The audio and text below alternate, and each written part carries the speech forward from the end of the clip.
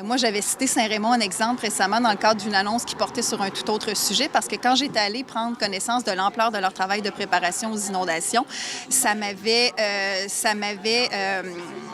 pas agréablement surprise, mais j'avais été très satisfaite de ce que j'y avais vu parce que le maire de Saint-Raymond et toute l'équipe là-bas ont été très proactifs dans leur façon de s'organiser et de s'adapter à cette réalité des inondations successives. Et le fait est que cette année, on pense bien que ça aurait pu être pire si ce n'avait été de tout ce travail de préparation. Donc, ça fait partie des exemples, oui, dont on pourra s'inspirer dans notre réflexion plus large pour tout le Québec. Évidemment, chaque milieu est différent, mais on a dès mercredi, vous savez que je préside le nouveau groupe d'action ministériel pour la préparation aux inondations et la réflexion sur comment on devrait faire au Québec plus généralement. Et dès mercredi, dans 2 jours, on a cette première rencontre que j'ai initiée parce que je veux qu'on commence à travailler rapidement. Il y a des choses qui doivent se faire d'ici les prochaines crues en 2020.